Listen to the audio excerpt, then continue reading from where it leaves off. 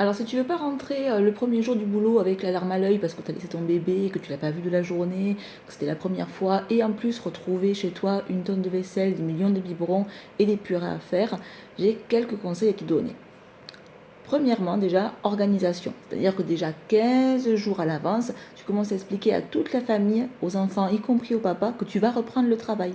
Donc la dame qui voit toute la journée à la maison et qui fait tout, qui ramasse une chaussette, qui est en train de demander qui veut ceci, qui veut cela, voilà, l'assistante de la maison, elle va reprendre le boulot. Donc elle ne pourra plus assister toute la maison. Donc 15 jours avant, tout le monde récupère en autonomie. Hein. Et surtout le papa d'ailleurs. Hein, enfin, ou l'amant, la personne avec qui tu vis. La deuxième astuce, à mon avis, c'est surtout d'avoir choisi ta nounou ou ta crèche bien avant.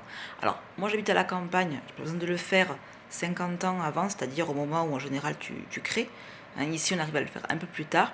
Mais surtout, alors, tu commences aussi l'adaptation bien avant. J'ai repris le boulot le 12 mars. Moi, j'ai commencé l'adaptation, par exemple, mi-février. Hein. Oui, un mois à l'avance, c'est un peu beaucoup. Mais comme ça, j'ai pu profiter des grands pendant les vacances de février. J'ai pu faire des choses. Et puis au début, la première fois, quand tu le laisses, quand tu as la petite larme à l'œil en te disant « Oh, je l'ai plus », alors que tu es trop contente. Tu rêvais de ce moment, de le laisser pour faire des choses pendant des jours et des nuits. Et le jour où tu le laisses, ben, tu sais pas pourquoi, tu as juste envie de pleurer. Alors, il vaut mieux le faire un mois avant.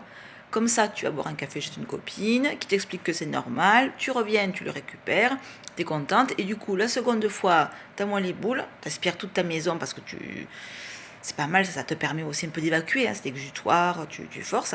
Et puis la troisième fois, tu trouves ça normal. La quatrième, la cinquième, tu pars au ski avec les grands. Voilà, donc ça c'est pas mal.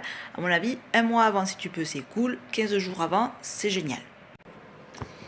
Pour mon dernier conseil, en fait, c'est surtout qu'il faudrait toujours avoir du rhum ou du vin à la maison. Alors, c'est vrai qu'au cours de mes vidéos, vous allez me prendre pour une alcoolique, mais pour le premier jour de boulot, ça peut faire du bien.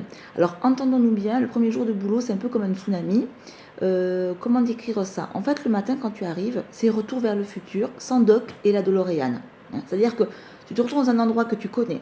Heureusement, tes collègues ne sont pas coupés les cheveux, sinon elles, tu ne les reconnaîtrais pas. Le matériel a changé, c'est pas les mêmes ordi, pas la même caisse, pas les mêmes téléphones. Donc tu reconnais bien l'endroit, mais quand même il y a des différences. Hein. Un peu comme un retour vers le futur, finalement, tu vois, tu comprends. Et puis dans la journée, tu te rends compte que de retour vers le futur, ça passe à un autre film qui serait plutôt Goodbye Lénine. Alors je sais pas si tu as vu le fameux film en question. Goodbye Lénine, c'est un mec dont la mère est tombée dans le coma avant la chute du mur et se réveille après la chute du mur de Berlin. Donc en gros, les toubibs disent, alors, mais il faut vraiment pas qu'elle ait de gros chocs. Hein, donc on va faire comme si l'Allemagne de l'Est existait toujours, comme si les coca n'étaient jamais arrivés dans notre civilisation, etc. Il va même chercher des pots de cornichons au fin fond des poubelles pour pouvoir les remettre pour la marque de l'Allemagne de l'Est. Alors ben, moi c'est un peu ça. C'est-à-dire que des fois je parlais de dossiers qui n'existaient plus.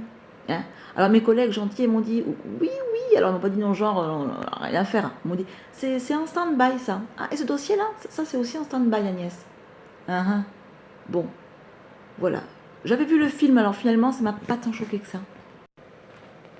Le dernier film que tu as l'impression de vivre, c'est Souviens-toi l'été dernier. Tu vois ce film un petit peu de peur, d'horreur. Parce que toute la journée, tu te demandes ce qui va te tomber encore sur le coin de la figure comme nouvelle. Alors on dit, ah ben non, mais un tel, il fait plus ça, mais il fait ça. Et puis alors, ce dossier, c'est plus comme ça. Et puis alors, tu sais, il va se passer ça. Et on va te récupérer ça. Et au bout de certains t'as plus envie. Et pourtant, on continue de te dire, et tu sais pas, et je t'ai pas dit, de petits pas, de petits pas. Bah du coup, le soir, je me suis fait un rhum. Ça détend, et ça m'a fait beaucoup de bien. Et je me suis même demandé pourquoi j'avais repris le boulot, figure-toi. Heureusement, le mardi est arrivé, je ne travaillais pas puisque je suis censée travailler le week-end d'après. Et là, je me suis bien rappelé pourquoi je ne travaillais pas. Dès le matin, ma fille donc croyait que j'allais lui faire tout son petit-déj. Le bébé a continué à me vomir sur l'épaule. Ma fille s'est dit que peut-être il fallait que j'aille la chercher, comme ça elle ne mangerait pas à la cantine. J'ai dû faire 3 lessives, les étendre, courir partout, amener un tel à la gym, checker toutes les affaires de ski pour le week-end parce que c'était pas moi qui allais les amener au ski. Et là, je me suis dit, voilà pourquoi j'ai repris le travail. Non, je ne serai pas intendante. Non.